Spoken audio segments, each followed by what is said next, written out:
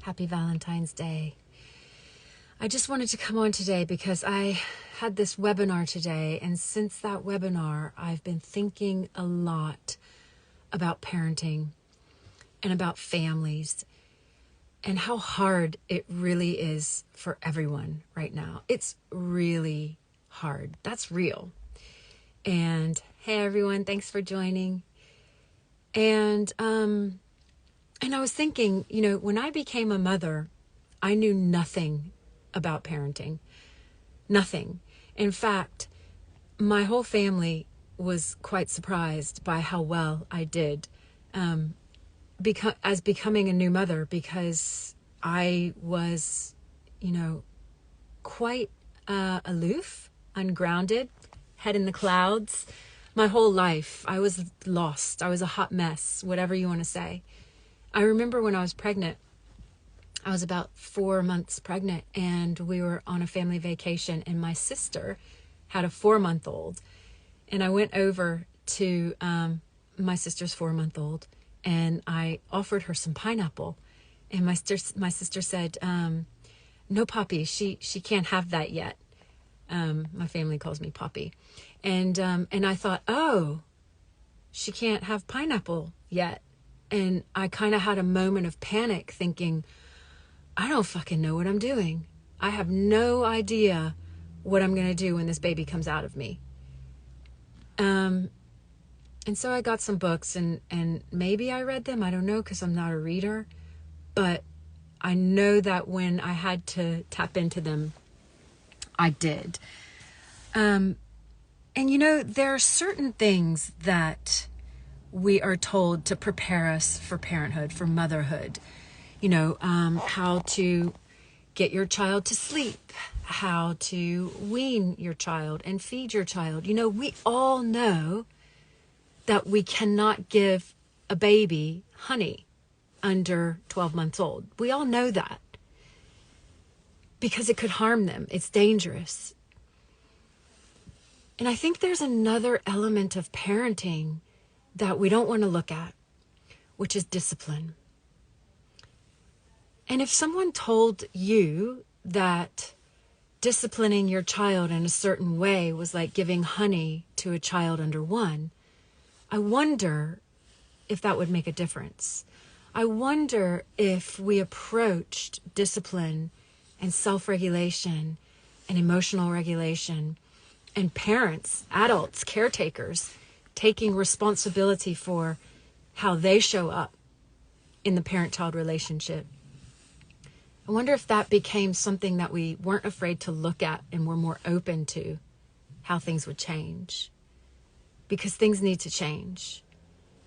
And something isn't getting through. And I'm just trying to figure out what's not getting through to adults, to parents, to caretakers, about how we need to start showing up for our children. What can we do so we can look at it differently and not think we're doing something wrong? Because we're not doing anything wrong. We just don't have the education. We haven't been told that you can't give your child honey under 1 year. We haven't been told that you can't threaten your child. You can't use fear-based discipline on your children and expect them to be healthy, okay adults. We're not healthy, okay adults. And we grew up with authoritarian parenting, and we're trying to unlearn all of that because, a group of us are, because we see the evidence. Not only do we see the evidence, but we see our wounds, we see our trauma. And I'm not saying that we should be perfect. Parents are not perfect. Humans are not perfect. What I'm saying is we need to be open to a different way. We need to look at discipline like no honey under 1. You see what I'm saying? We need to look at it as a collective way of agreeing on how to move forward. So Hey everyone, it's so nice to have you all here. Thank you for joining me. So that's what I'm thinking about today is just how hard it is for everyone. And I want you all to know that I'm there with you. I see you all. And it's hard for me too.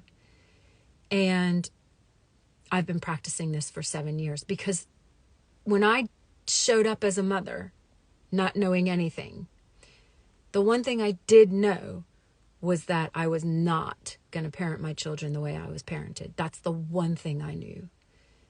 And so what I did was I made different choices, and some of those choices weren't the right choices. So I sort of went to the opposite extreme and became a little bit too permissive in those first couple of years. And so I had to pull it back. And I had to discover for myself what worked, what made me feel good, what my triggers were, why I was being triggered by certain things my children did, and take responsibility for my actions. And I quickly realized that parenting, more than anything else, is about knowing your triggers and having the skills to self-regulate. Because if we are always emotionally trying to discipline our children, if we're all emotional when we're trying to discipline our children, then those fear-oriented tactics of discipline, like threats, like punishment, like controlling, like shaming, those are going to come into play more often. But as soon as we start to become aware, then we can say, okay, when my child walks off and ignores me, I know that triggers me. Why? Because I'm not being listened to and I want to be heard. Is she doing it intentionally? Maybe. The other day we were on the beach, my girls and I, and we were walking to lunch along the promenade. I call it a boardwalk, but here it's called a promenade. Another cultural difference. And I was walking along the pavement, the concrete, and she chose to go down into the pebbles and walk closer to the shore, which takes longer. And I was really hungry. So that was driving my actions. And I kept saying, no, come on, come back on, walk with me. It's going to take too long walking on there. And she just wouldn't listen. And I could feel myself getting frustrated because she wasn't listening. And I thought, I'm not going to act on the thoughts coming into my head right now because that's coming from an emotional state. It's coming from my emotional brain. And it's not going to solve the problem.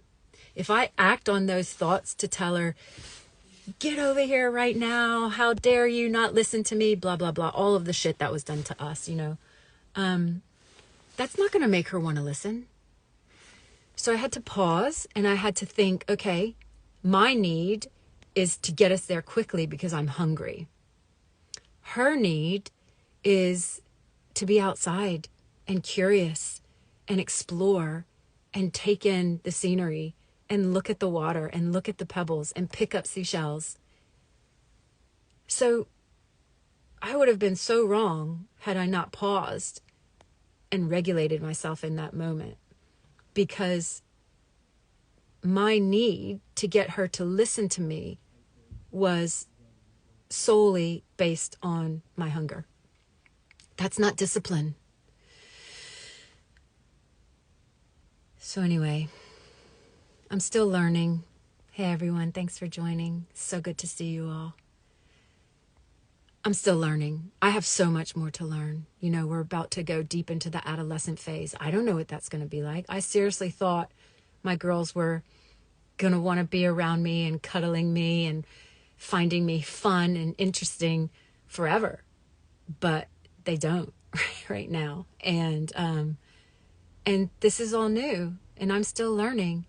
But what I know for sure is that I'm going to show up with love-oriented discipline.